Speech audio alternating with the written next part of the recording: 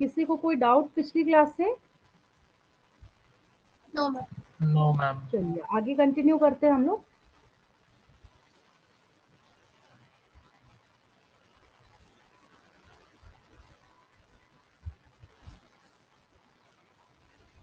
अब previous lecture में मैंने आपको माइटोसिस के all phases, prophase, late prophase, early prophase किसको बोला जाएगा अब आप समझ सकते हैं।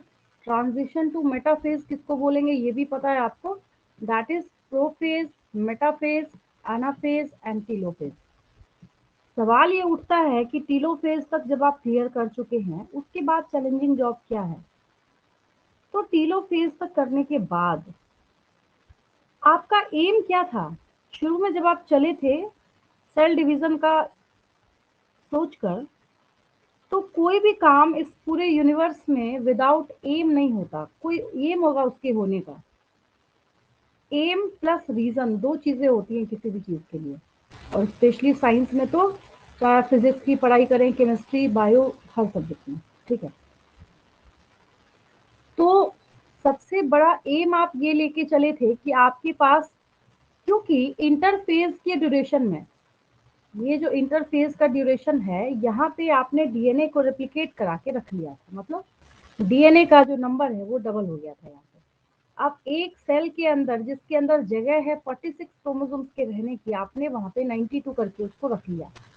तो आपके ऊपर एक टास्क आया, और वहां पे सबसे बड़ा चैलेंजिंग जॉब क्या था? बिल्कुल इक्वली सेग्रीगेशन देना वहां पे, मतलब इक्वली सेग्रीगेट करना है आपको उसको। मतलब आप ऐसा भी नहीं कर सकते कि एक में आपने 47 कर दिया। आप वन क्रोमोसोम तो दूर की बात है, वन जीन भी एक्स्ट्रा इधर का उधर आप नहीं कर सकते, ठीक है। आगे 12th क्लास में जब आप जेनेटिक्स पढ़ेंगे वहां पे आपको मेरी बात समझ आएगी कि अगर जीन में, एक सिंगल जीन में हेरा फेरी होगी तो क्या से क्या हो जाएगा। तो हमारा चैलेंजिंग जॉब क्या था? बिल्कुल कायदे से आपको इस एनाफेज में साफ साफ दिख रहा है कि ये हाफ ऊपर के साइड में और हाफ लोअर साइड में, नीचे के साइड में, दोनों यहाँ पे सेपरेटली डिवाइडेड हो गए हैं। मतलब बट गए हैं, डिवाइड तो नहीं बोल सकते। इतना आपको दिख रहा है कि जो यहाँ पे डिप्लॉयड फॉर्म में थे, अब ये भी आगे जाके डिप्लॉयड ही फॉर्म में बनाएगा, बट यहाँ पे क्या है, ये ऐसे सेग्रीगेट हो चुके हैं क्योंकि हम माइटोसिस करा रहे हैं। अब देखिए ये जो क्रोमोसोमल मटेरियल है यहाँ पे, तो यहाँ अवेलेबल है और यहाँ भी अवेलेबल है।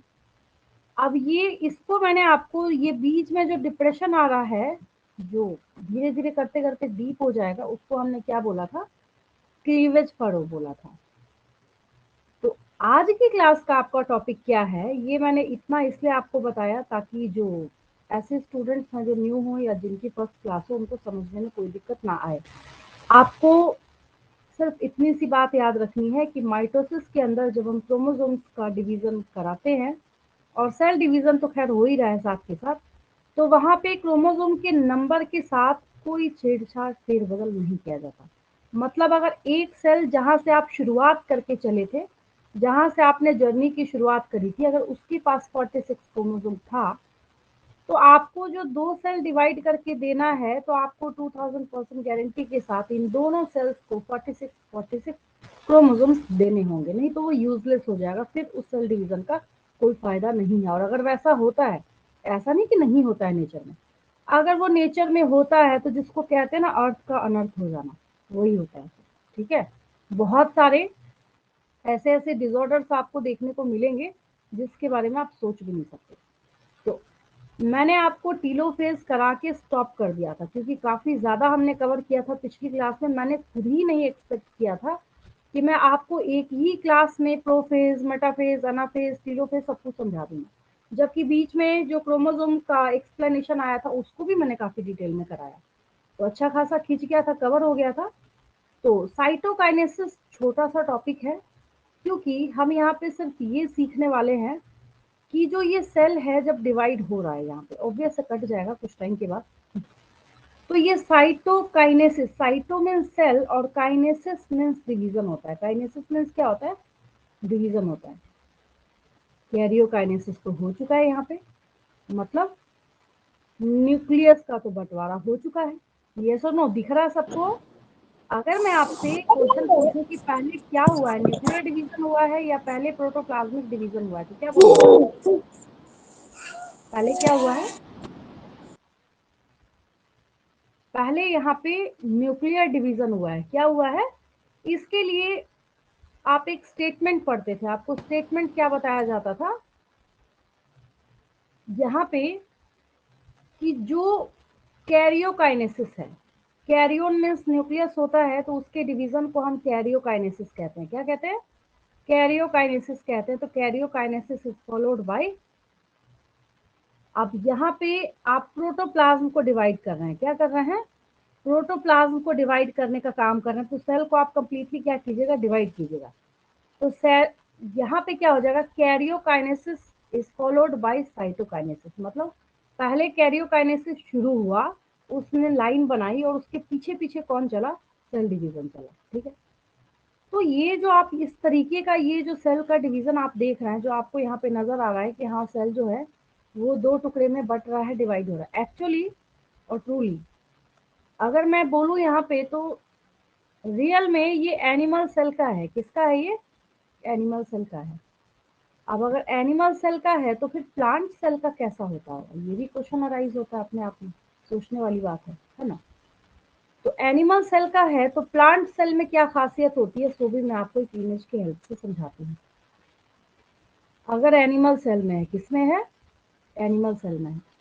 तो अभी अभी जो आपने इमेज में देखा, जो टीलोफेज के लास्ट में आपको नजर आ रहा था, तो उसमें आपने क्या नोटिस करा कि जो सेल का यहाँ पे कट होना है वो बाहर से अंदर की तरफ है। इमेज से ज्यादा बेटर समझ आएगा आपको।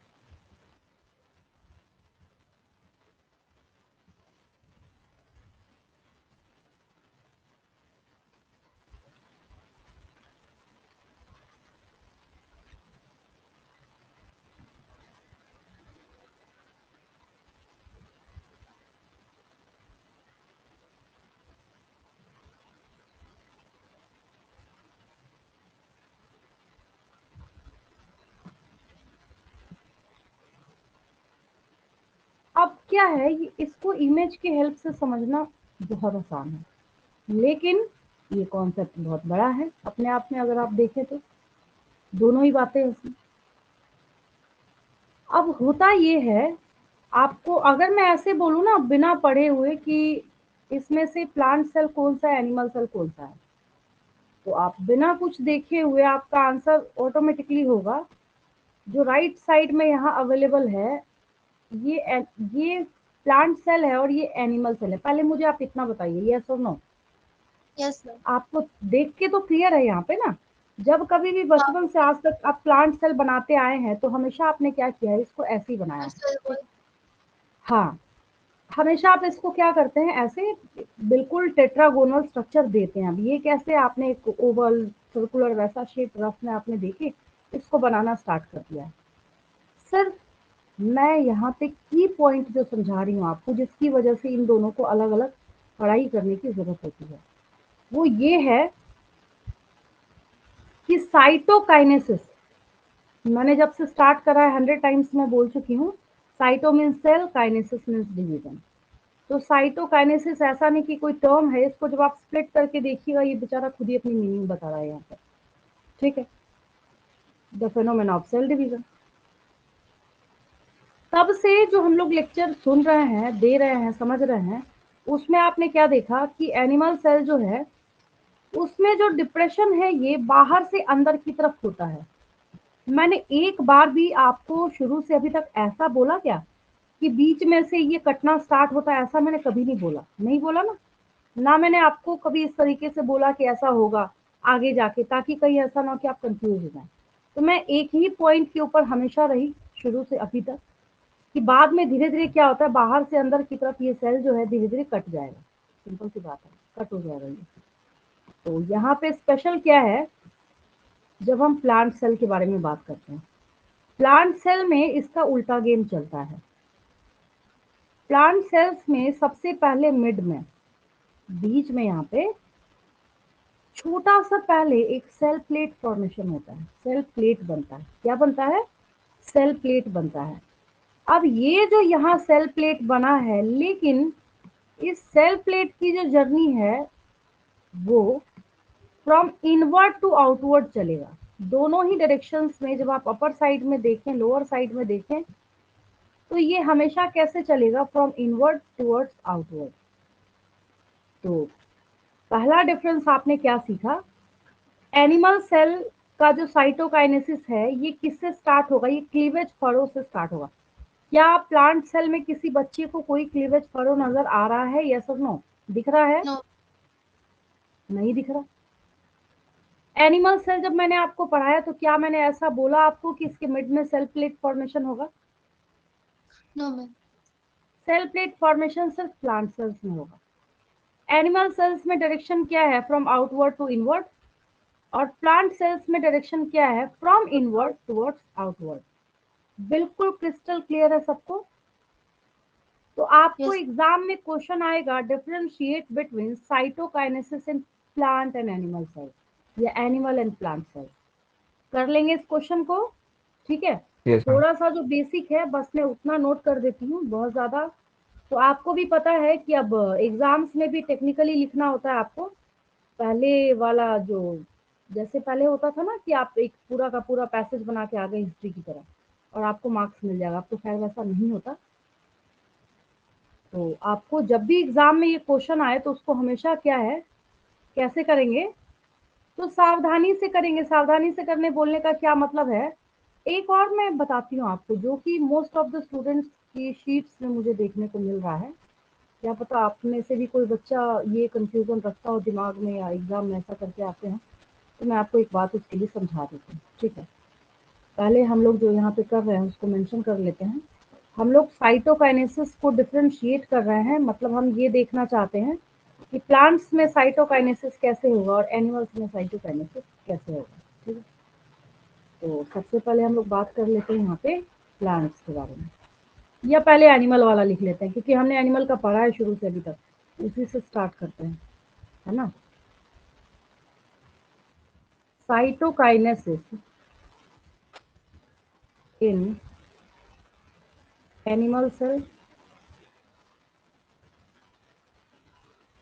और दूसरे साइड हो जाएगा यहाँ पे, ये होगी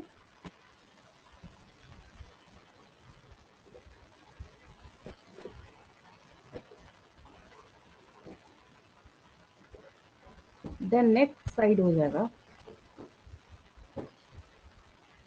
साइटोकाइनेसिस इन प्लांट सेल।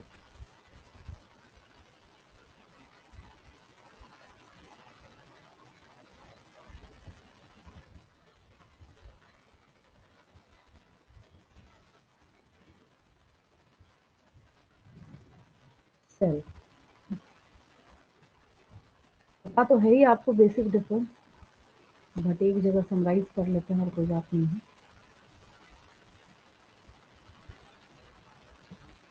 चलिए एनिमल सेल से स्टार्ट करते हैं, फिर क्या करेंगे? जैसे हमने हर क्लास में सीखा है, और आपको आसान इसलिए हो गया होगा जो चारों फेजेस हैं, क्योंकि मैंने आपको थोड़ा थोड़ा उसको साथ के साथ डिफरेंशिएट भी किया हर क्लास में। जहां जहां पॉसिबिलिटी थी तो पहले वाले को ही कॉपी करके मैंने आपको सिखाया कि एग्जैक्टली उसको डिफरेंशिएट कैसे करना है और कहाँ पे उसमें डिफरेंसेस आपको लिखना है। तो यहाँ भी एग्जैक्टली वही बात हो जाती है जब हम साइटोकाइनेसिस को भी लिखना चाहते हैं। देखिए यहाँ हो जाएगा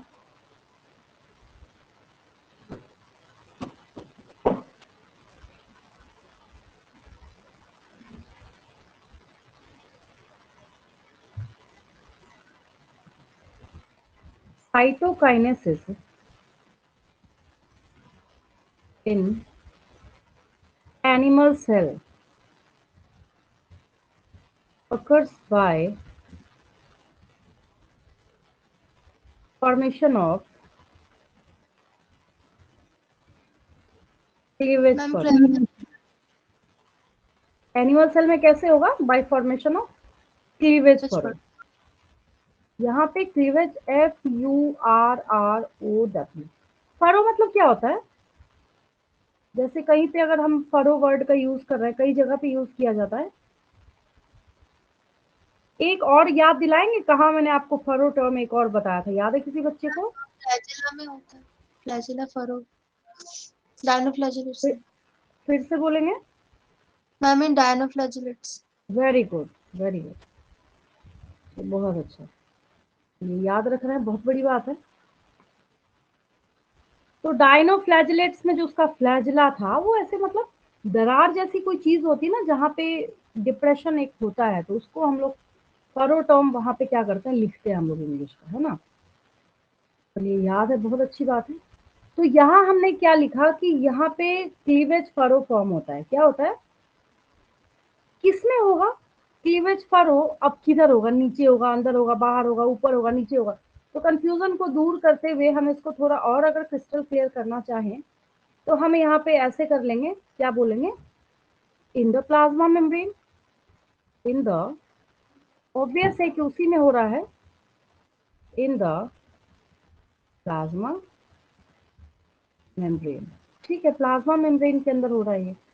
थोड़ा और इसको अच्छे से सिंप्लीफाई करना चाहते हैं हम, इसको दूसरा पॉइंट बना सकते हैं, क्योंकि इसका उल्टा ऑपोजिट हम लिखेंगे। अभी जैसे मैं यहाँ पे लिखूंगी कि जो फरो है बाहर से अंदर की तरफ डीप होता होता होता होता एक टाइम ऐसा आएगा कि बीच में टच करके दोनों सेल को डिवाइड कर देगा। ठीक है, तो उधर हम लोग क्या लिखेंगे कि सेल प्लेट जो फॉर्म हुआ है वो अंदर से बाहर की तरफ रन करेगा। हाँ, तो मैं क्या आपको बताने जा रही थी, जैसे आपने यहाँ पे लिखा ना, जो ज्यादातर शीट्स में इधर मुझे बच्चों की मिस्टेक देखने को मिल रही है, यहाँ जब स्टूडेंट एक पॉइंट लिख रहा है, cytokinesis in animal cell occurs by formation of cleavage furrow in the plasma membrane, इसके ऑपोजिट पॉइंट में बच्चा क्या लिख रहा है, cytokinesis in plant cell occurs by cell plate formation. अब आप मुझे बताइए ये डिफरेंस है या नहीं है, डिफरेंस है क्या ये?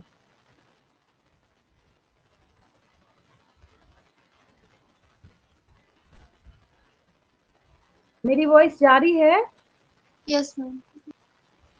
तो मैंने बोला कि अगर आप पहला पॉइंट लिखते हैं कि यहाँ पे क्लीवेज फरो फॉर्मेशन से हो रहा है, और दूसरे साइड अगर मैंने ऐसा स्टेटमेंट दे दिया इसकी ऑपोजिट साइड में कि प्लांट सेल्स में जो साइटोकाइनेसिस है वो फ्रॉम इनवर्ड टू आउटवर्ड होगा, तो ये डिफरेंस है या नहीं है?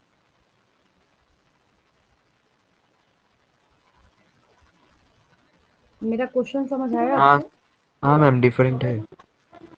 नहीं डिफरेंस है, तभी तो मैंने पूछा आपसे, मुझे लगा ऐसा कि जब इतने बच्चे एरर कर रहे हैं तो मे बी आपके दिमाग में भी डाउट हो। अब मुझे एक बात बताइए, अगर मैं आपको बोलूं कि आपको आपकी क्लास का एक टॉपर स्टूडेंट हो, ठीक है, और एक ऐसा स्टूडेंट हो जो कि हमेशा ही लास्ट रैंक पे होता है, अब मैं बोलूं कि इन दोनों को आपको डिफरेंशिएट करना है, तो आप क्या बोलेंगे, एक बहुत इंटेलिजेंट है और दूसरा का जो कॉम्प्लेक्शन है बहुत फेयर है, क्या इसको डिफरेंस बोलेंगे क्या?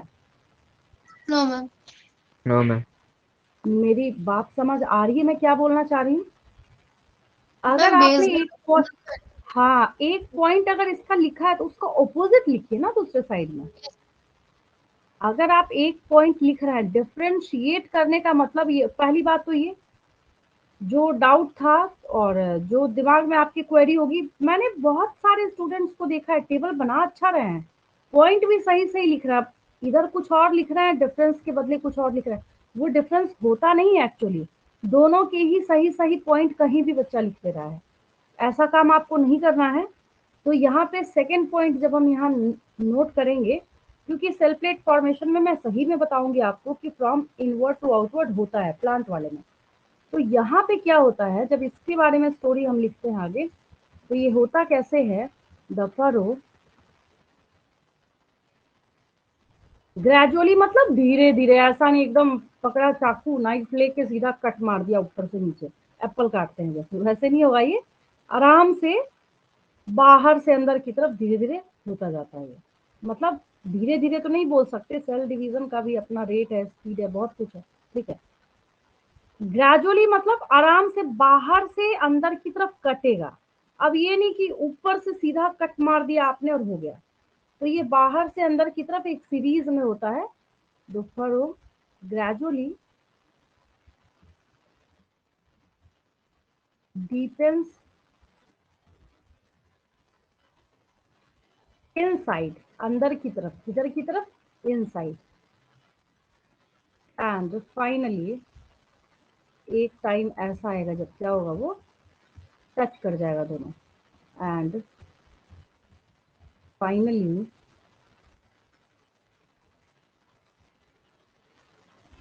joins in the center। अब इससे क्या होगा, डिवाइड कर देगा उसको,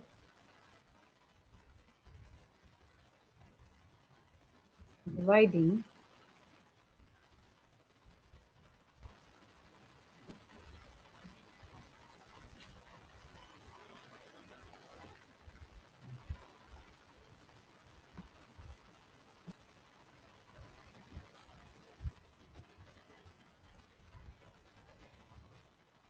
द साइटोप्लाज्म।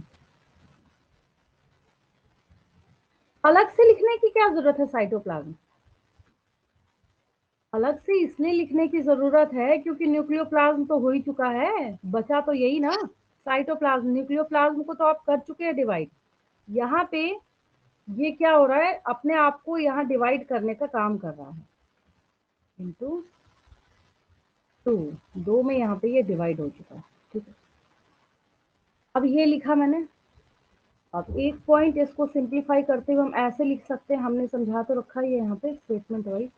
अब इसको हम लिख सकते हैं, थोड़ा और अच्छा लगेगा और सिंप्लीफाई भी हो जाएगा। The direction of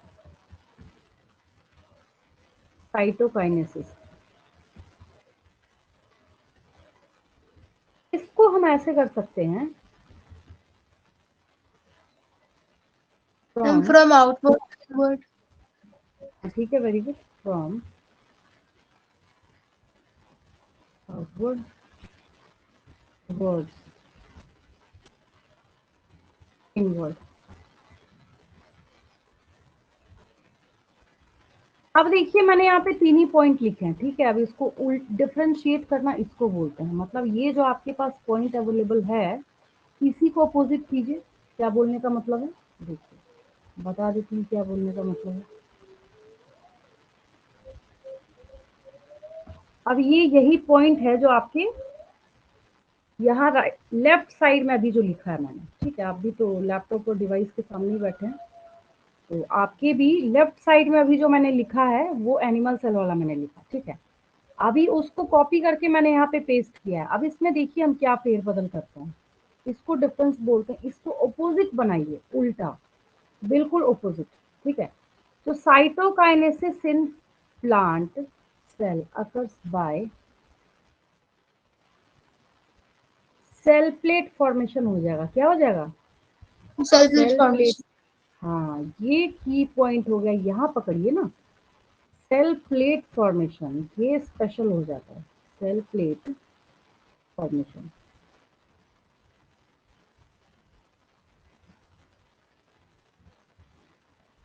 cell plate formation होगा, उसकी वजह से फिर क्या होगा, साइटोकाइनेसिस होगा प्लांट्स में। अब यहाँ पे हम लोग क्या लिख रहे थे, जब एनिमल सेल की पढ़ाई कर रहे थे तो एक फरो बना जो कि बाहर से अंदर की तरफ डीप होता गया होता गया होता गया, ठीक है। अब यहाँ पे जो सेल प्लेट है, तो सेल प्लेट क्योंकि मिडिल लैमेला का बना हुआ है, सेल प्लेट किसका बना हुआ है, मिडिल लैमेला का। तो जो ये पॉइंट आपने लिखा है, तो जो द फरो है ना, इसको यहाँ पे करना है द सेल प्लेट ग्रेजुअली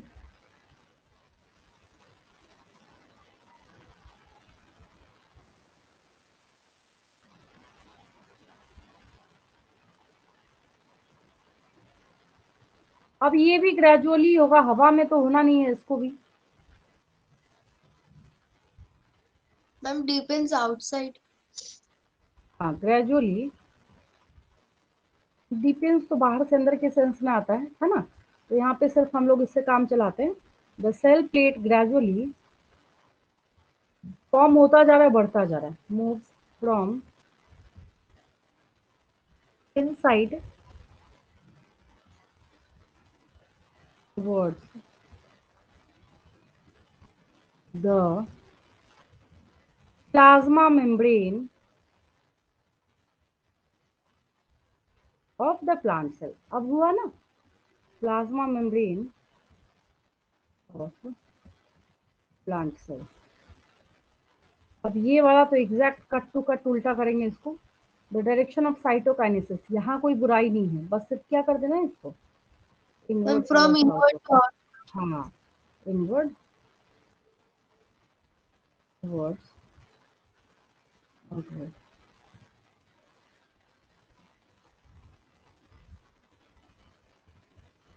देखिए, तो इसको आप इनवर्ट टुवर्ड्स आउटवर्ड कर रहे हैं, तो एग्जाम में जो मिस्टेक होता है और आपको लगेगा ऐसा कि इतना अच्छा लिखा, इतना सही लिखा, मार्क्स नहीं मिले हमें। अब उसमें क्या एरर होता है सो भी मैं समझा देती हूँ आपको अभी, क्योंकि है हमारे सामने पॉइंट अवेलेबल, तो आप भी समझ सकते हैं, मैं भी इजीली समझा सकती हूँ। आपने क्या किया, पहला पॉइंट लिखा cytokinesis in animal cell occurs by formation of cleavage furrow in the plasma membrane. तो भाई इधर क्या बन रहा है ये बताना जरूरी है ना। अब इसके अपोजिट पॉइंट में आप क्या कीजिएगा, इसका थर्ड पॉइंट लिख दीजिए।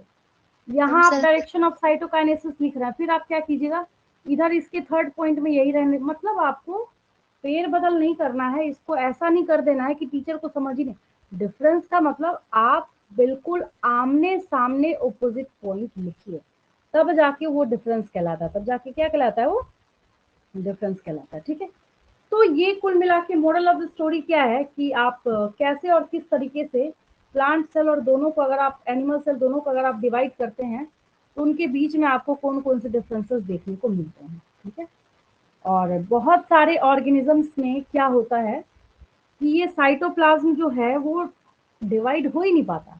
अब न्यूक्लियस आप डिवाइड कर देंगे और साइटोप्लाज्म को डिवाइड नहीं करेंगे तो क्या होगा, तो उसका नतीजा और उसका रिजल्ट ये होगा कि उसको जिंदगी भर, पूरी जिंदगी, सिंसाइटियम मतलब मल्टी न्यूक्लिएटेड होता है। सिंसाइटियम मतलब क्या होता है, मल्टी न्यूक्लिएटेड कंडीशन होता है। ठीक है, जैसे मैं आपको एक इमेज शो करती हूँ। अगर फेलियर ऑफ साइटोकाइनेसिस होगा, फेलियर ऑफ क्या होगा, साइटोकाइनेसिस। मैम न्यूक्लियस बढ़ जाता है फिर। हाँ, फेलियर ऑफ साइटोकाइनेसिस।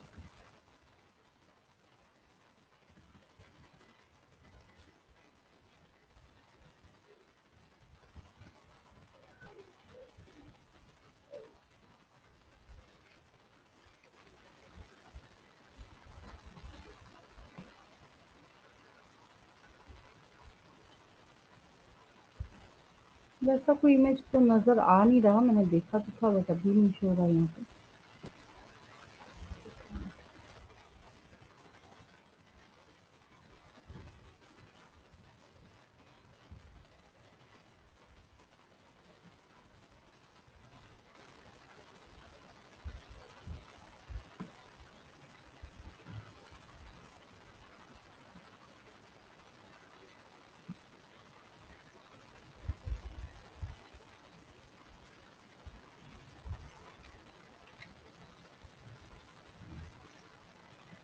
एक अज्यूम तो एटलीस्ट हम लोग कर ही सकते हैं इमेज के हेल्प से। देखिए, अभी अभी मैंने आपको क्या बताया कि साइटोकाइनेसिस होगा, क्योंकि बार बार बच्चों की ये भी क्वेरी आती है, मैम ये पॉइंट हमें समझ ही नहीं आ रहा कि साइटोकाइनेसिस हो रहा है लेकिन कैरियोकाइनेसिस नहीं हो रहा है, इसका क्या मतलब है, इसका रिजल्ट क्या होगा।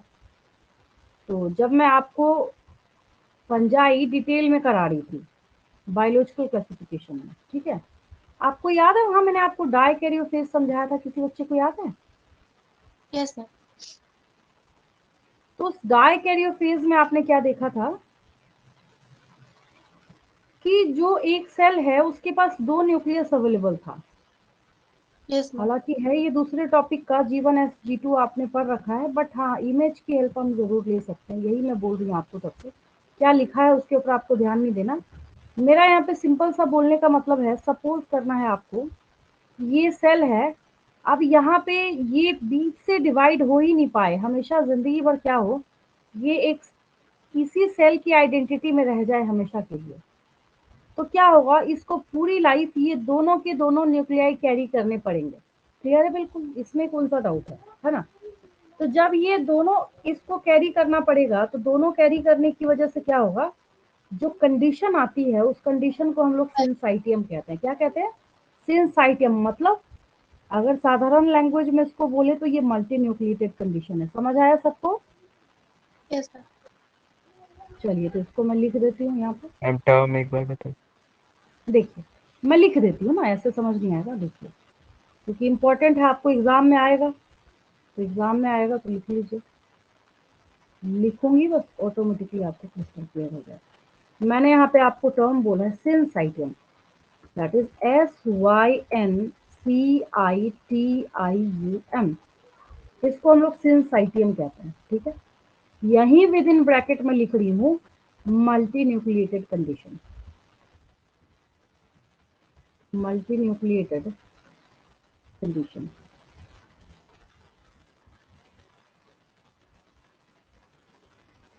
अब ये जो मल्टी न्यूक्लिएटेड कंडीशन है, ऐसा किस वजह से हो रहा है?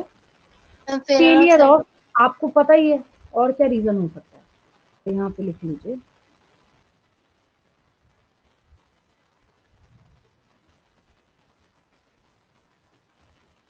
In some organisms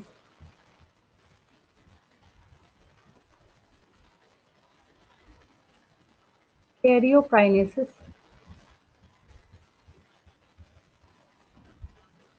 is not followed by मतलब उसके पीछे पीछे ये फॉलो नहीं करेगा, उसको चलेगा नहीं उसके पीछे पीछे। फॉलोड बाय साइटोकाइनेसिस, फिर क्या होगा? एज अ रिजल्ट, और एक ही दुर्घटना होनी है यहाँ पे। एज अ रिजल्ट, आपकी बॉडी में कौन सा सेल मल्टी न्यूक्लिएटेड है? याद कीजिए, आपका जो मसल सेल है ना वो मल्टी न्यूक्लिएटेड है। क्या है वो? मल्टी न्यूक्लिएटेड है, याद रखेंगे इस बात को, ठीक है। In some organisms karyokinesis is not followed by cytokinesis as a result of which multinucleated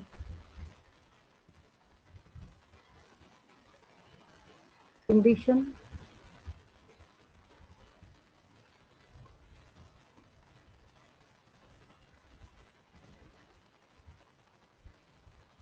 arises, leading to the formation of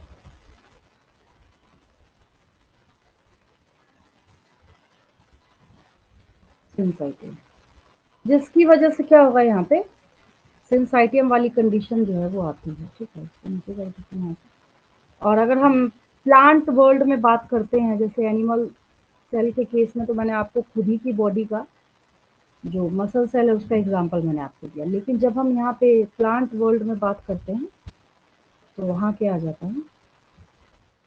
example इसका, फॉर एग्जांपल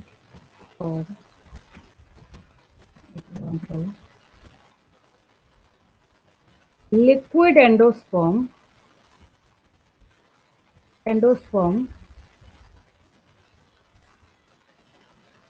इन कोकोनट, ठीक है। अब वो भी कैसा है, वो भी कैसे कंडीशन में आता है? वो मल्टी न्यूक्लिएटेड कंडीशन में आता है, ठीक है। अब किसी को कोई डाउट इसमें? जो बोल रहे थे, पूछ रहे थे, एक स्टूडेंट को डाउट हो रहा था, आप क्लियर है बिल्कुल? आगे बढ़े हम लोग। Yes ma'am.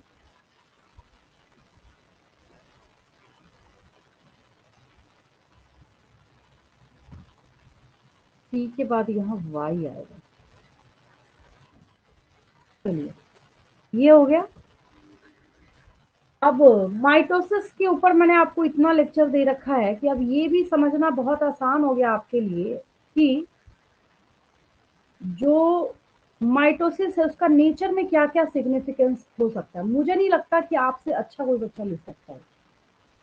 मैम अगर सोमैटिक मैं सेल्स। हर एक स्टूडेंट को टास्क दूं कि एक एक ही आपको मुझे सिग्निफिकेंस बताना है, ठीक है, तो क्या क्या सिग्निफिकेंस होगा? याद कीजिए, क्या फायदा होगा नेचर को, क्या फायदा हो रहा है माइटोसिस से?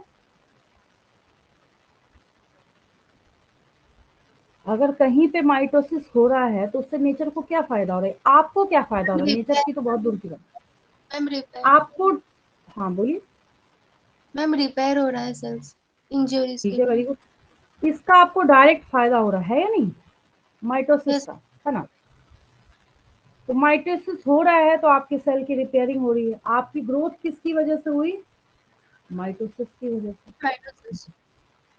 सेल जो है डिवाइड करते हुए बिल्कुल जेनेटिक कंपोनेंट को इक्वल इक्वल डिवाइड करने का काम कर रहे हैं, जेरोक्स कॉपी बनाने का काम कर रहे हैं, जिसके इस गुण का भी आप क्या कर रहे हैं, यहाँ पे बेनिफिट उठा रहे हैं। तो ये सब का सब फायदा किसका है, माइटोसिस का है, जो आपको डेली लाइफ में डे बाय डे देखने को मिलता है। ठीक है, तो अब ये जो माइटोसिस है इसका सिग्निफिकेंस हम लोग लिख लेते हैं फटाफट।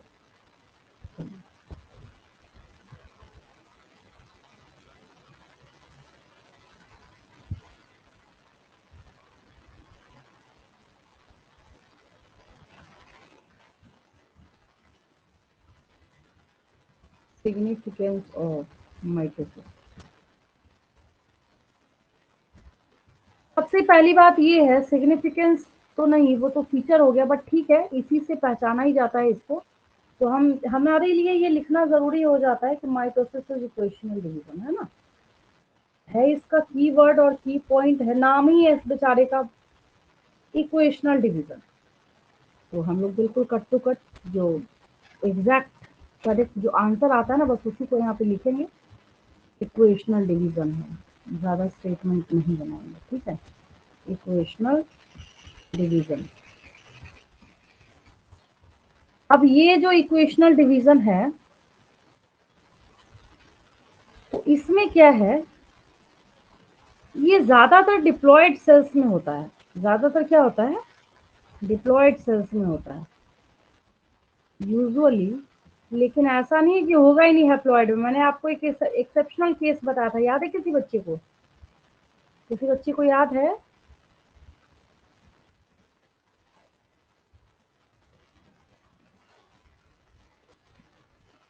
याद नहीं आया किसी को।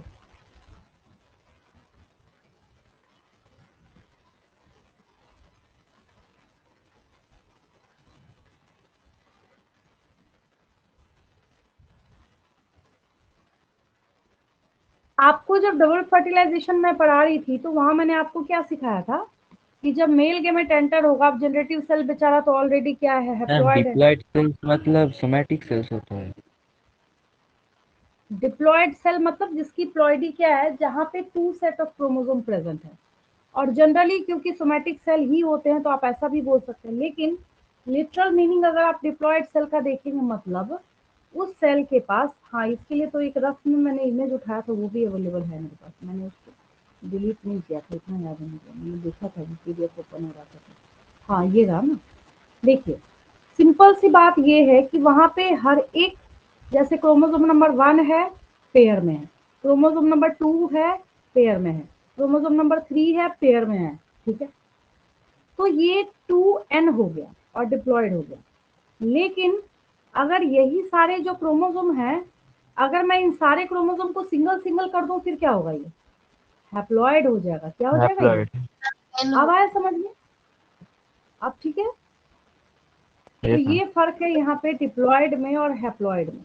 तो मैंने वही क्वेश्चन पूछा कि कहीं पे ऐसा भी मैंने आपको सिखाया है क्या, जहाँ पे कोई हैप्लॉयड सेल है लेकिन वो क्या कर रहा है, माइटोसिस को परफॉर्म करने का काम कर रहा है, ये पूछा मैंने।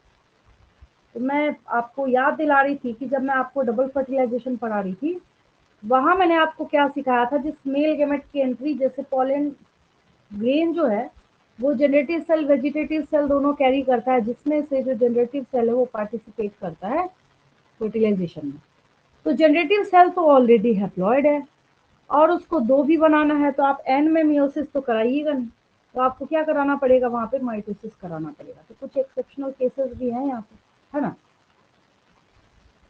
और कई बार हम बात करते जैसे हनी बी का, मेल हनी बी का फॉर्मेशन, मैं आपको बताऊंगी कि वहां पे जो हैप्लॉयड है उसी के अंदर माइटोसिस हो के क्या हो रहा है, हैप्लॉयड ऑर्गेनिज्म वो बनाने का काम कर रहा है। ठीक है, मैं एक्सप्लेन तो नहीं करूंगी, बट हाँ इमेज तो मैं आपको जरूर शो कर सकती हूँ।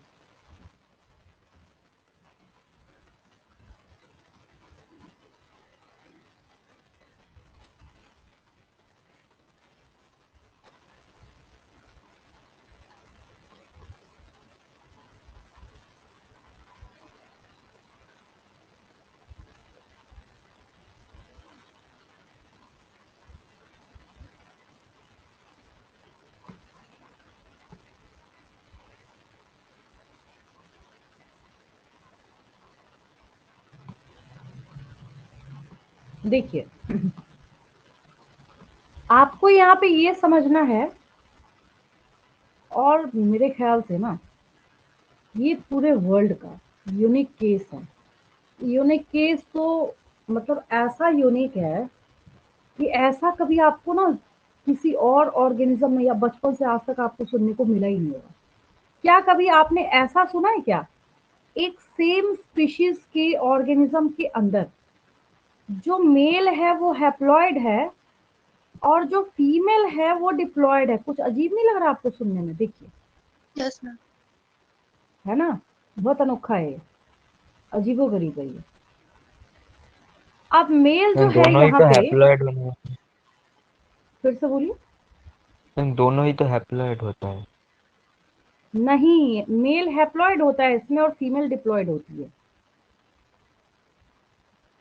अब देखिए, इसको अगर मैं सिंपली आपको समझाऊं तो हनी बी में मतलब ज्यादा मैं नहीं 5 जनरल में मिनट। तो वो दोनों ही हैप्लॉइड होता है, मेल और फीमेल। मतलब नहीं समझ रही मैं आपके बोलने का। मैम यूजुअली ऐसा होता है, ये कह रहा है। नहीं, ये गारंटी है, इस पूरे वर्ल्ड वाइड जो आप हनी बी का केस देख रहे हैं वो नेचर में यही फॉलो होता है। मैम अब ह्यूमंस समझ के आया? लिए बोल रहे हाँ, ह्यूमंस के लिए तो सब में अब एक डिप्लॉयड है तो दूसरा हैप्लॉयड थोड़ी होगा। तभी तो मैंने आपको बोला कि एक्सेप्शनल केस है ये। हैं। Yes ma'am. समझ आया? ये जो है, ऐसा कभी आपने थोड़ी सुना है कि एक क्या है, हैप्लॉयड है तो दूसरा डिप्लॉयड होगा।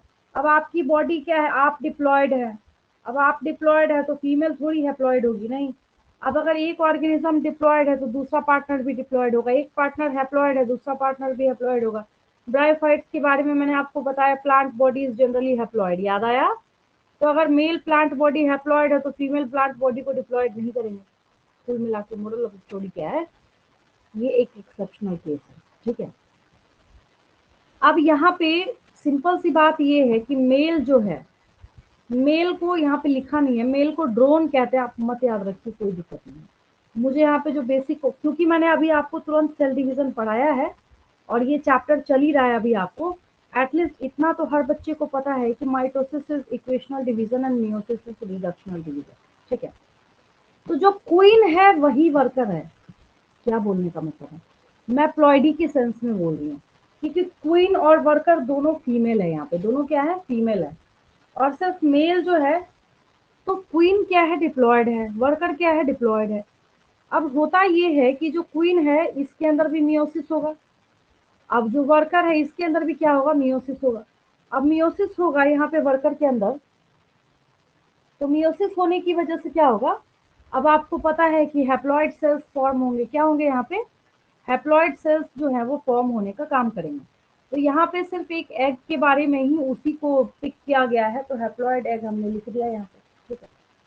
अब ये हैप्लॉइड एग जो है, तो जब हैप्लॉइड एग, हालांकि इसमें एक बहुत बड़ा और हॉरिबल मिस्टेक है, जो मिस्टेक यहाँ पे है इस फ्लो चार्ट के अंदर, एग वाला जो है, एग वाला जो पार्ट है इसमें गलती मैं दूसरा निकाल रही हूँ आपको, मैं समझा रही हूँ क्या मिस्टेक है इसमें, वो भी समझा रही हूँ।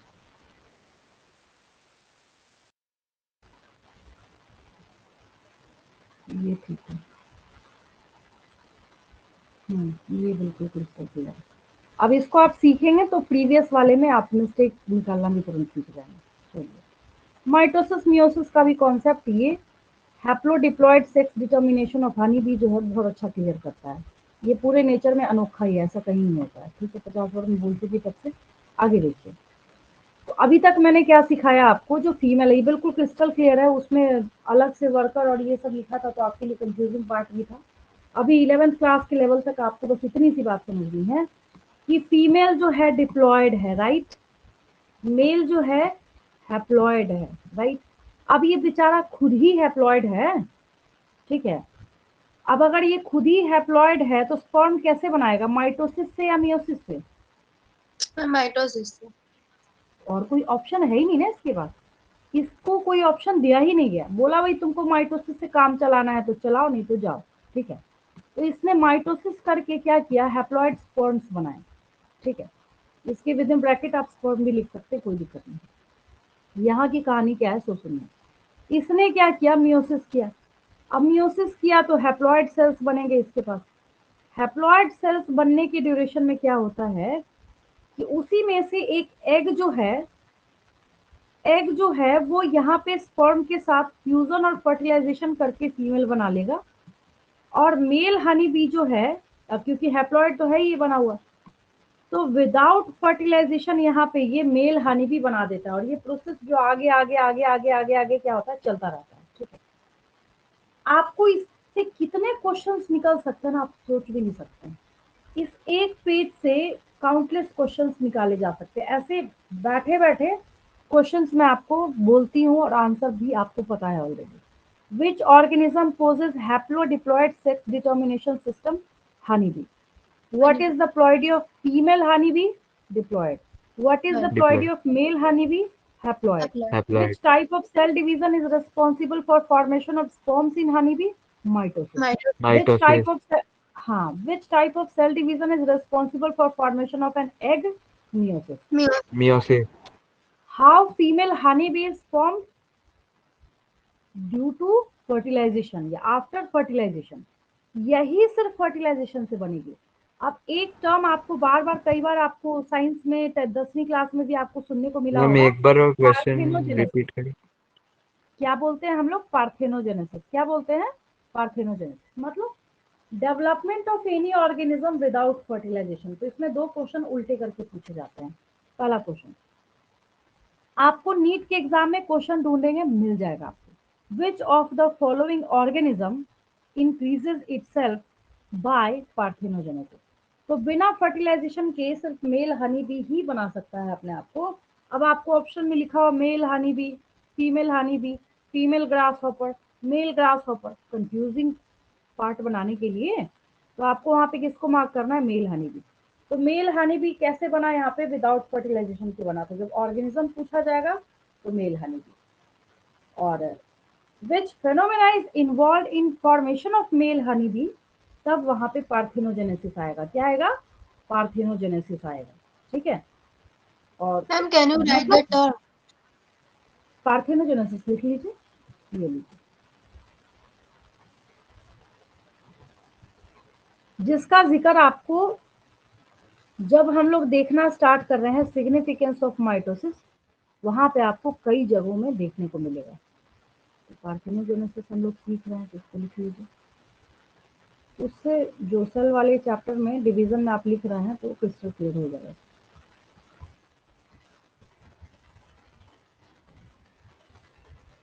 पार्थेनोजेनेसिस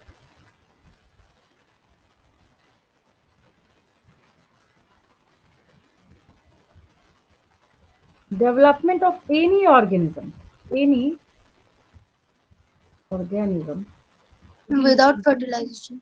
विदाउट फर्टिलाइजेशन, बस और क्या, विदाउट फर्टिलाइजेशन।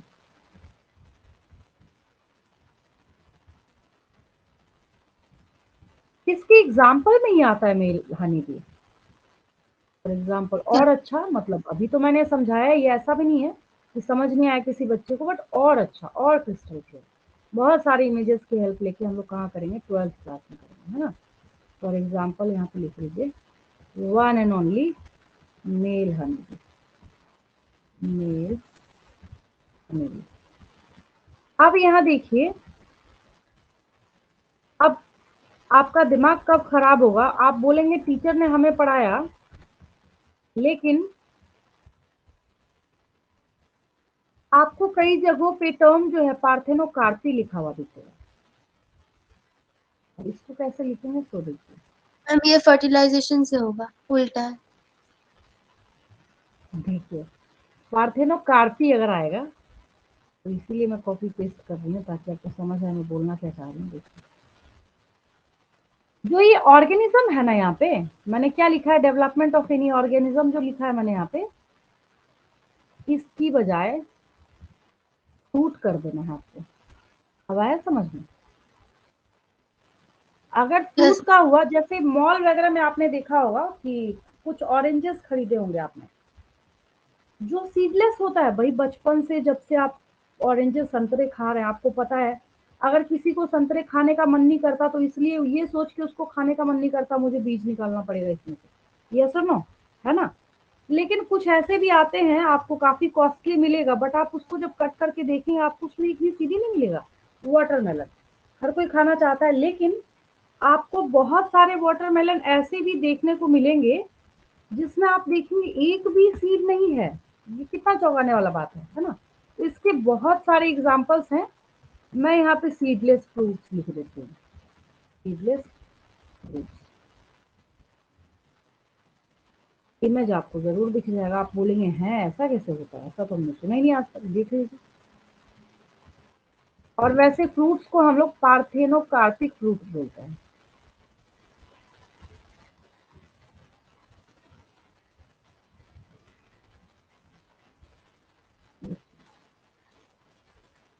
अभी मैं वाटरमेलन बोल रही थी ना, इसी का एग्जाम्पल। इसमें एक भी सीड नहीं है, दिख रहा है सीड क्या किसी को? सीडलेस है ये। Yes ma'am. तो ये जिस फेनोमेना से बना है उस फेनोमेना का नाम है पार्थेनोकार्पी, और इस फ्रूट को हम बोलेंगे पार्थेनोकार्पिक फ्रूट। ठीक है, पार्थेनोकार्पी मुझे पढ़ाना नहीं था आपको, बट क्यों बताया मैंने। अब ये भी तो बहुत चैलेंजिंग जॉब है ना कि बच्चे को एक टॉपिक पढ़ाओ और उसी में अगर एक स्पेलिंग फेर बदल कर दिया जाए तो बच्चा गलत करके आ जाए, तो ये तो उससे भी ज्यादा खौफनाक और डेंजरस होता है। तो मैंने उसकी वजह से आपको ये दूसरा टर्म जो है वो सिखा दिया। ठीक है, तो जो सिग्निफिकेंस हम लोग लिख रहे थे यहाँ पे, तो सिग्निफिकेंस में हमें करना क्या है एक्चुअली, कि ये जो पार्ट है जहाँ पे हम मैम लिख रहे प्रीवियस हैं पेज कि में यूजुअली। सेकंड वाला पॉइंट एक बार दिखाएंगे?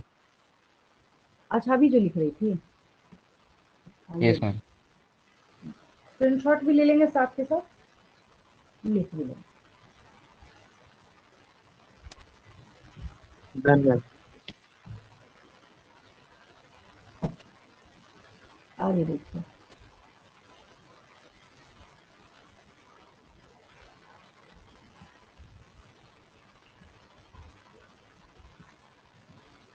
तो हम माइटोसिस के बारे में लिख रहे थे, तो यहाँ पे वही है कि कुछ ऑर्गेनिजम्स में, जैसे इंसेक्ट्स के बारे में, किसके बारे में?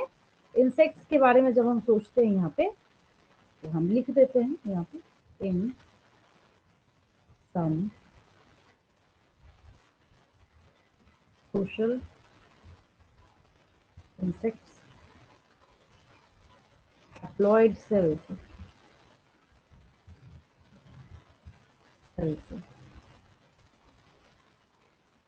also divide by mitosis।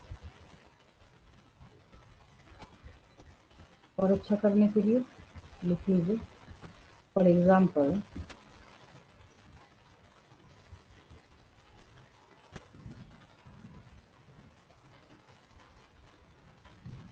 sperm formation in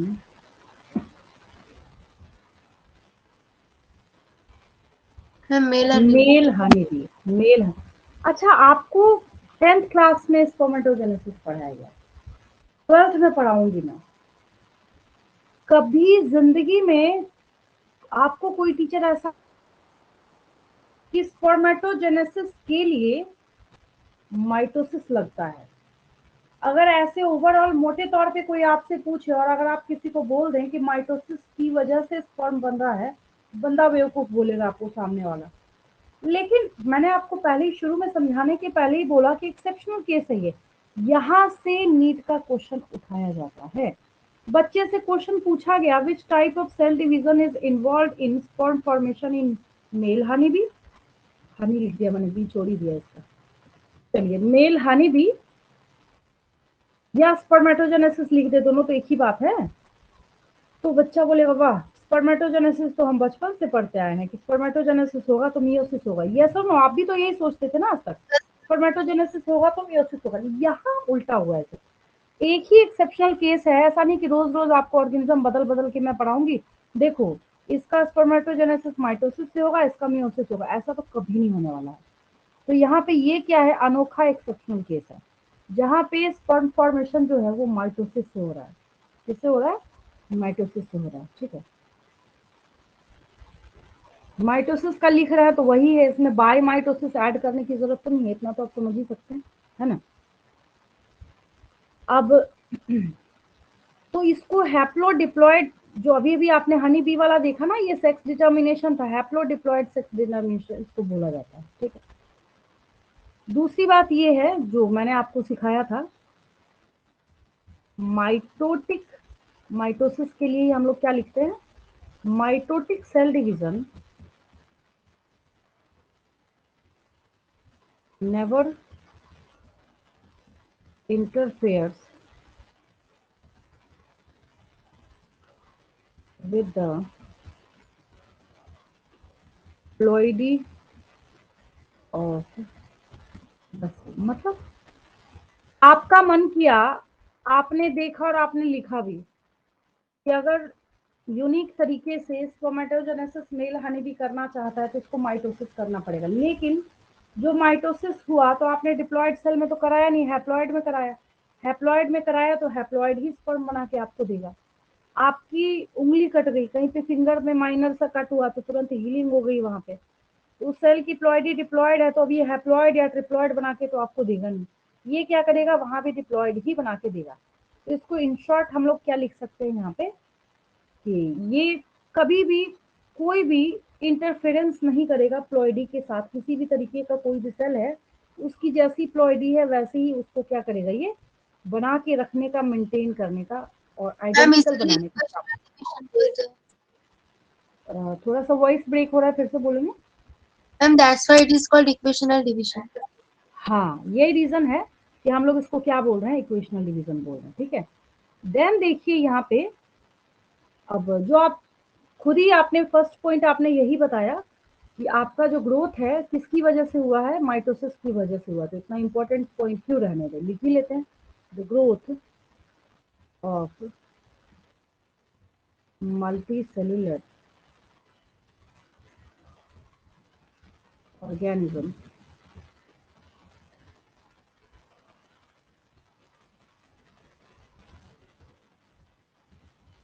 is due to mitosis.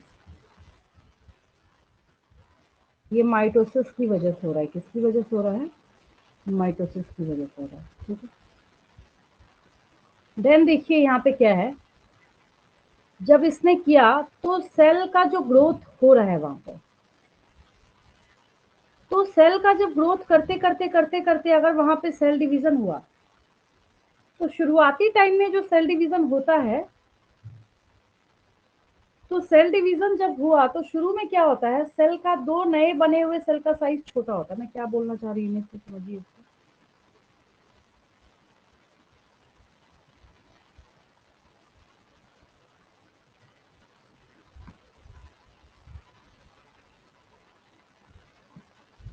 देखिए मैं यहाँ पे ये बोलना चाह रही हूँ कि ये सेल है जिसके अंदर आपने डिवीजन कराया है, ये सेल जिसको आपने डिवाइड करके यहाँ पे टू सेल बनाया, तो इनिशियली जो ये दो नए बने हुए सेल है शुरू में तो इस फर्स्ट वाले सेल के कॉम्परेटिवली छोटा होता है ना, ये सब नो कैसा होता है, ये छोटा होता है, लेकिन ये वापस ग्रो करके इस सेल के शेप को अक्वायर कर लेता है और ग्रो करके इस सेल के जितने अपने साइज को ये बना लेता है। तो बनाने के ड्यूरेशन में सबसे इंपॉर्टेंट बात क्या है, ये न्यूक्लियोसाइटोप्लाज्मिक रेशियो को मेंटेन करता है। व्हाट इज द मीनिंग, जितने रेशियो में, जितने पोर्शन में यहाँ पे न्यूक्लियस था उतने ही पोर्शन में ये भी न्यूक्लियस कैरी करेगा, जितना साइटोप्लाज्म इस सेल के अंदर था उतना ही साइटोप्लाज्म इस सेल के अंदर भी प्रेजेंट होगा, जितना क्रोमोसोम इस सेल के अंदर था उतना ही क्रोमोसोम इस सेल के अंदर भी प्रेजेंट होगा। इस सेंस में बोला जा रहा है, आप समझ आया, समझ आया यस सबको। चलिए, तो मैं लिखती तो आपको समझ नहीं आता, आप पूछते मेरे से, तो लिखने के पहले मैंने आपको समझा दिया। मतलब ये जो न्यूक्लियोसाइटोप्लाज्मिक रेशियो जो है उसको भी फुल डिसिप्लिन के साथ मेंटेन करने का काम करता है।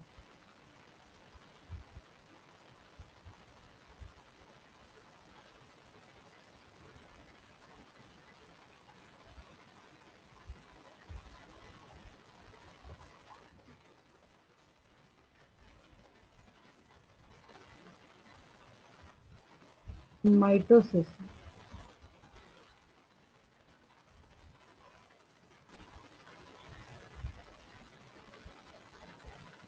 restore न्यूक्लियोसाइटोप्लाज्मिक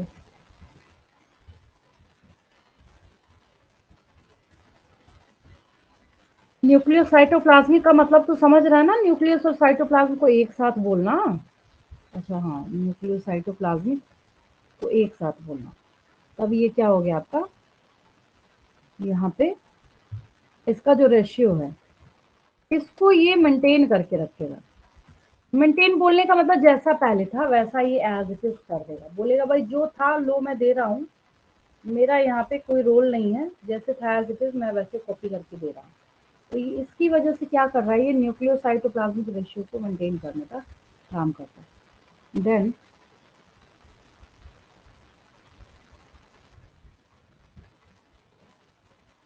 माइटोसिस हेल्प्स इन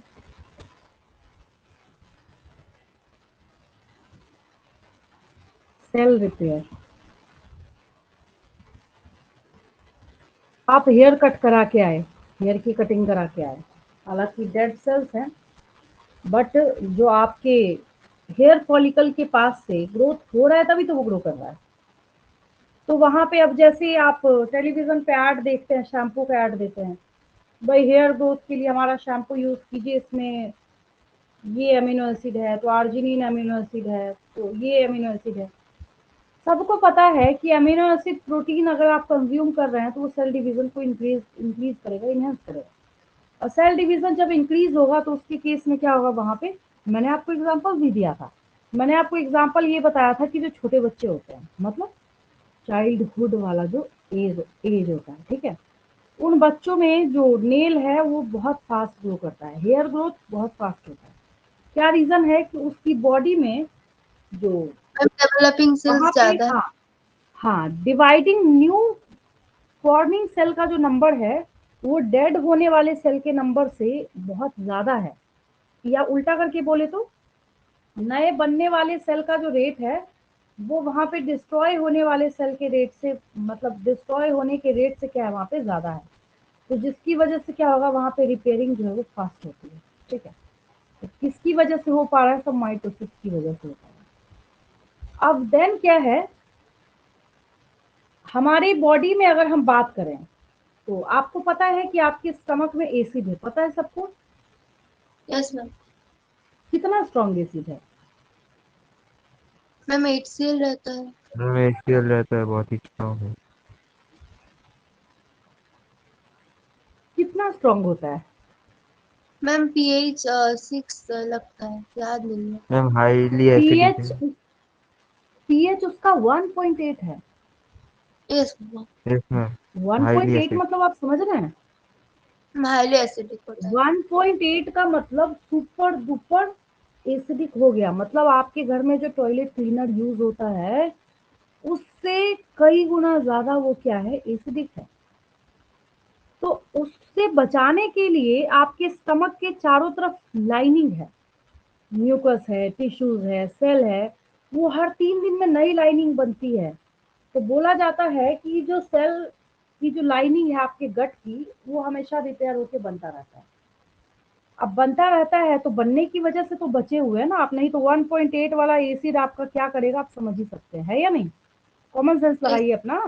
1.8 पीएच का एसिड अगर आप फिंगर पे डालेंगे तो क्या करेगा वो, समझ ही सकते हैं। मैम चल जाएगा। बिल्कुल।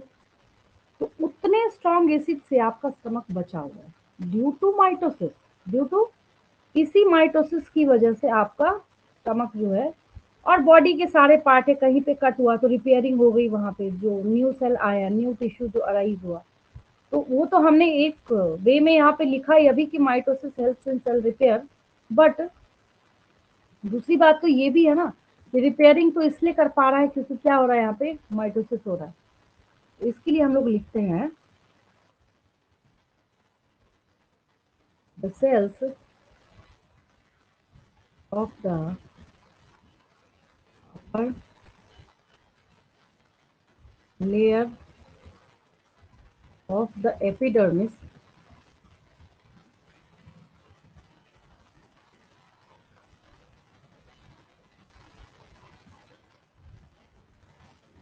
cells of the inner lining of cells of the inner lining of the gut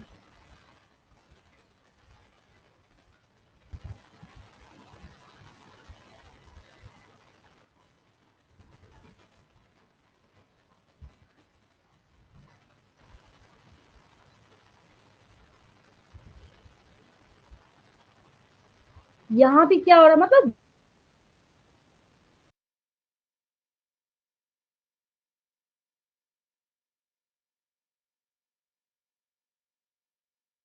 ma'am आपका वॉइस नहीं आ रहा है। मैम आपका वॉइस ब्रेक हो गया।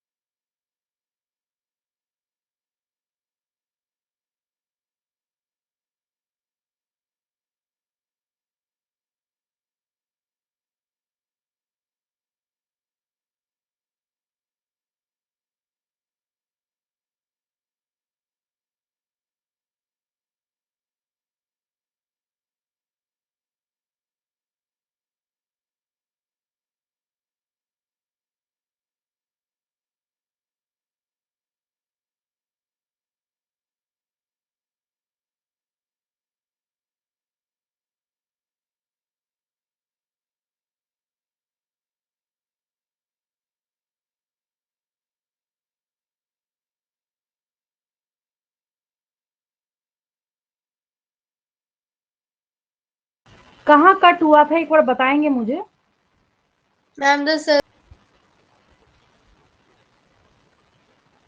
तो प्लांट सेल्स में जब हम लोग बात करते हैं यहाँ पे तो प्लांट सेल्स के अंदर क्या है जो माइटोसिस है वो मेरिस्टेमेटिक टिश्यू में होगा। कहाँ होगा? मेरिस्टेमेटिक टिश्यू में होगा। अब मेरिस्टेमेटिक टिश्यू जब आप पढ़ रहे थे तो मेरिस्टेमेटिक टिश्यू का मतलब है प्लांट में तो कोई टेंशन ही नहीं है। प्लांट्स में चाहे तो मेरिस्टेमेटिक टिश्यू होगा या क्या होगा परमानेंट होगा। यही दो बातें होंगी, तीसरी कोई बात होती नहीं यहाँ पर। तो ये जो मेरिस्टेमेटिक टिश्यू है ये ग्रोथ के लिए रिस्पॉन्सिबल होता है और जिसने अपने पूरे वर्क फंक्शन को क्या कर लिया है एक्वायर कर लिया है तो वो परमानेंट हो जाएगा। मतलब अगर बिल्कुल और आसान बनाऊं meristematic tissues are responsible for growth in plant cells and permanent tissues grow कभी नहीं करेगा। एक्सेप्शनल केस में वो अपने आप को क्या करेगा डिफरेंशिएट करके ग्रो कराएगा जिसको हम लोग plant growth and development chapter में करेंगे। ठीक है, तो अगर प्लांट का एपिकल पार्ट आपने देखा होगा हमेशा सबसे ज्यादा जो है वो एपिकल पार्ट बढ़ता है। अगर उसके बाद आपको क्या करना है अब यहाँ पे नोट्स है उसके बीच के गैप को बढ़ाना है तो इंटरकैलरी मेडिसिन है। अगर आपको इसकी चौड़ाई बढ़ानी है आपको इसको और थिक करना है तब क्या होगा लेटरल मेडिसिन होगा। तो ये सारे जो मेरिस्टेमेटिक पार्ट है यहाँ पे जितना भी आपको मेरिस्टेमेटिक टिश्यू दिख रहा है तो इन मेरिस्टेमेटिक टिश्यू के सेल के नंबर को बढ़ाने के लिए किस टाइप का सेल डिवीजन चाहिए आपको माइटोसिस चाहिए। क्या चाहिए आपको? माइटोसिस चाहिए। विदाउट माइटोसिस हमारी पूरे लिविंग सिस्टम का ये सारा फंक्शन जो है वो स्टॉप हो जाएगा। मतलब ये सारे ऐसे फंक्शंस हैं जिसके बारे में हम इमेजिन भी नहीं कर सकते विदाउट माइटोसिस। क्या कीजिएगा जब आपको इसको ग्रो कराना है तो वहां पे हम जो मियोसिस है उसको तो हम अप्लाई कर नहीं सकते। तो जब भी आपको इसको करना है तो कैसे कीजिएगा आप यहाँ पे माइटोसिस को ही अप्लाई करके क्वेश्चन कीजिएगा। ठीक है, कुछ असाइनमेंट क्वेश्चंस लिख दूं मैं? मैम लास्ट पेज थोड़ा दिखा देंगे। हाँ लिख लेंगे, लिख भी लेंगे और स्क्रीनशॉट भी ले लेंगे।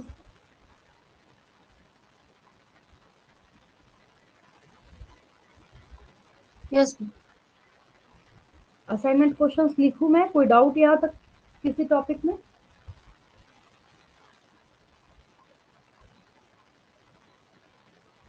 No doubt ma'am. चलिए आगे बढ़ते हैं हम लोग।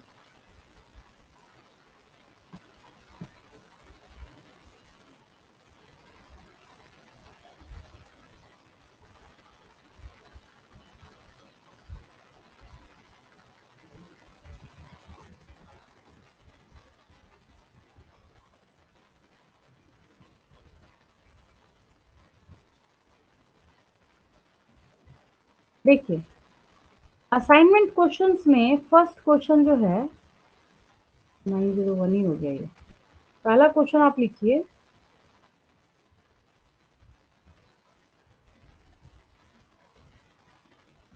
विच टाइप ऑफ, पहला क्वेश्चन ही नीट के क्वेश्चन से ही स्टार्ट करते हैं। Which type of cell division is involved in formation of male honey bee? आप क्या बोलेंगे? माइटोसिस। माइटोसिस। आंसर हो जाएगा यहाँ mitosis.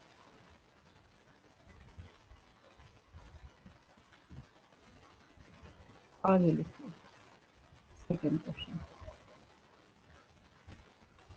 Mention the ploidy of female honeybee. Ma'am diploid Now, 12। ठीक है, very good.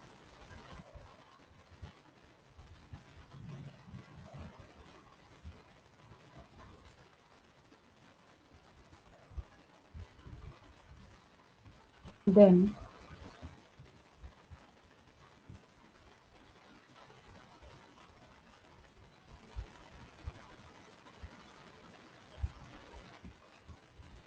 which type of cell division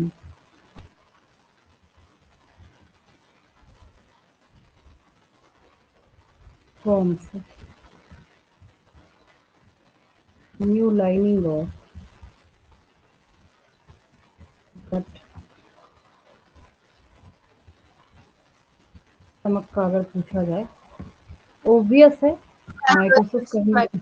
हाँ,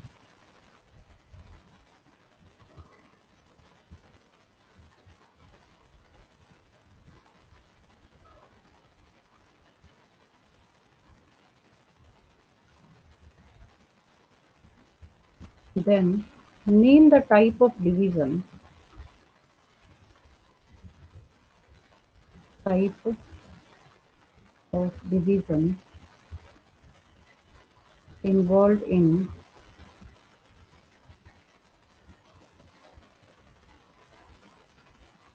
formation of egg in honeybee. Ma'am meiosis होगा। हाँ, कितना बड़ा सोचिए, यहाँ पे ट्विस्ट है नहीं। Yes. तब मैंने बोला अच्छा स्पोमेटोजेनेसिस वाला भी मैंने लिखा नहीं है, मतलब क्या है बोलने का। अगर मैं यहाँ लिखूं कि name the type of division involve in formation of egg in honey bee, तब आपका आंसर अभी आ रहा नहीं हो सिर्फ।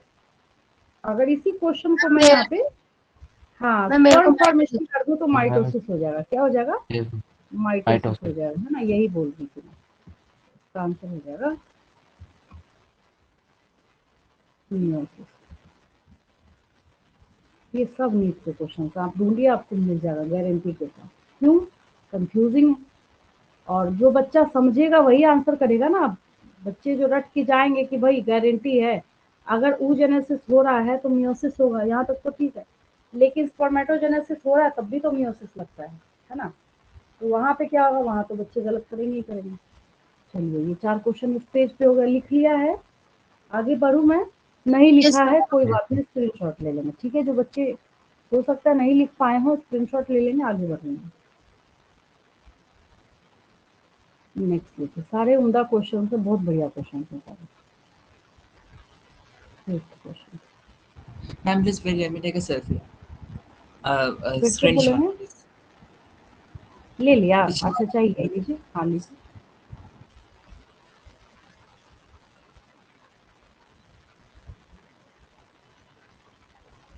हो गया? yes हाँ मैम ठीक।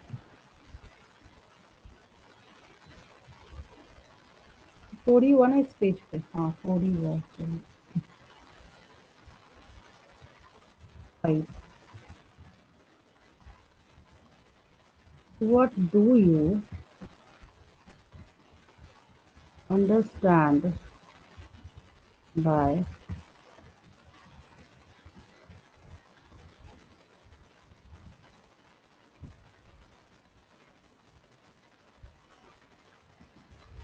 बताइए आप। Development of any organism without fertilization. Very good. Development of any organism without, बस इसी फ्लो के साथ चलते रहेंगे, मेरी गारंटी है। 12th पास do करते we के have to साथ, specify पास name of करते the के साथ seedless बोलने का fruit? मतलब है Mention the उसी seedless ईयर जब नीट का एग्जाम देंगे। fruit. किसी स्टूडेंट को बोलना है कुछ? Yes ma'am, I was asking a doubt. हाँ बोलिए। Yes ma'am, can we just do we have to mention the name of seedless fruit, or we can just simply write the seedless fruit as an example of parthenogenesis? Seedless fruits भी लिखेंगे तब भी कोई दिक्कत नहीं। For example oranges, watermelon ऐसे कर लेंगे तो क्या हो जाएगा, थोड़ा मोस्ट करेक्ट हो जाएगा, उसमें कोई दिक्कत नहीं है ना? अच्छा मैम ठीक है। हाँ। देन देखिए 6 लिखिए यहाँ पे। हाँ मैं बोल रही थी आपको कि बस इसी फ्लो के साथ चलते रहेंगे, और मैंने तो वैसे भी आपको डे 1 से बोल रखा है कि गारंटी है कि फर्स्ट अटेम्प्ट में जरूर होगा आपका। होगा कैसे नहीं? एक क्वेश्चन आपको, इतने असाइनमेंट क्वेश्चन जो मैंने कराए हैं ना, उस कॉपी को संभाल के रखिएगा, मेरा स्टेटमेंट याद रखिएगा आज के डेटा। उस कॉपी से बाहर ना एक सिंगल क्वेश्चन आपको नहीं मिलेगा नीट के एग्जाम में। आप अभी सोच रहे हैं धत ऐसी हवा में बोल रही हैं, लेकिन जब आएगा उस दिन बात कीजिएगा आप मेरे से, ठीक है? तो मैम आपने बोला था, मैंने उस क्वेश्चन को कॉपी पेस्ट किया, फर्क क्या कर दिया, यहाँ पे ओवम की जगह स्पर्म कर दिया। अब क्या हो जाएगा आंसर? माइटोसिस हो जाएगा, है ना? माइटोसिस। जब एग था तो क्या था? मियोसिस था, और अभी क्या हो जाएगा? माइटोसिस हो जाएगा। चलिए 7th क्वेश्चन देखिए।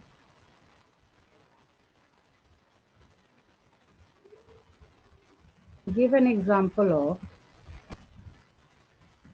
an organism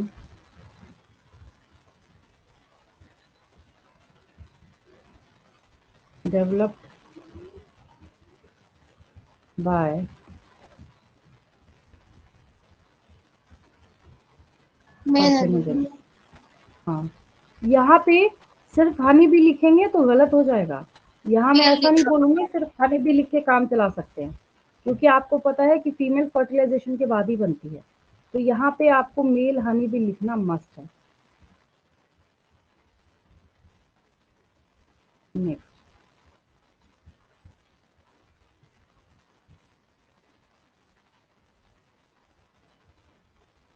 ये आपको खुद से करना पड़ेगा, बाकी सब तो मैंने कर ही दिया है, क्योंकि मैंने ये लिख रखा है ना? रीजन ये है, right a note on significance. इतने देर से तो मैं लिख ही रही थी, right a note on significance, और आप भी लिख रहे थे, तो फिर क्यों दिया मैंने लिखने को? बिना देखे लिखने को दिया, ठीक है?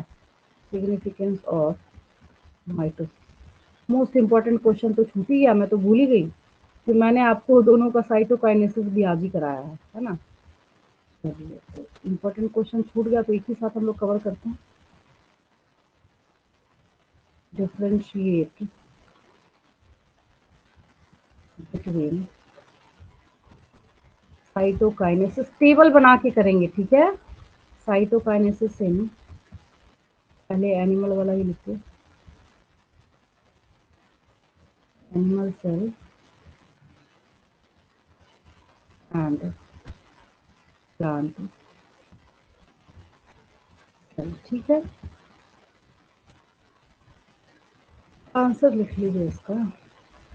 आंसर तो मतलब लिखना है आपको, ठीक है? और 10th क्वेश्चन, एक क्वेश्चन और रह गया, सिंसाइटियम नहीं पूछा मैंने कहीं भी। 10th क्वेश्चन लिख लीजिए।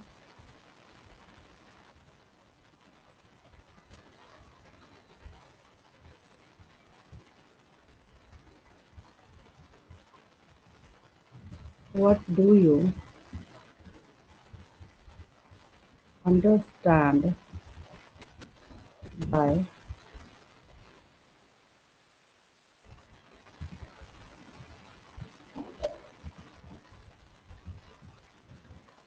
syncytium condition? और मल्टी न्यूक्लिएटेड ऑर्गेनिज्म। लिख लीजिएगा, ठीक है। अब हो गया ये। यहाँ तक किसी को कोई डाउट है तो पूछ लेना, नहीं डाउट है आराम से। अभी तो खैर मैं तो नहीं बोलूंगी बायोलॉजिकली फिट है कि आप लेट नाइट जग के पढ़ाई करें, ये बात अलग है कि आप अभी सो जाएं और अर्ली मॉर्निंग उठ के पढ़ाई कर लीजिए, वो ज़्यादा बेटर होगा आपके लिए। तो मैं तो अपनी तरफ से नहीं सलाह दूंगी। तो जब भी सेल्फ स्टडी करने बैठे तो इसको एक बार रिवाइज करते हुए जो क्वेश्चंस मैंने दिए हैं उसको थोड़ा कर लेंगे, ठीक है। कोई डाउट आज की क्लास में? No ma'am. नो।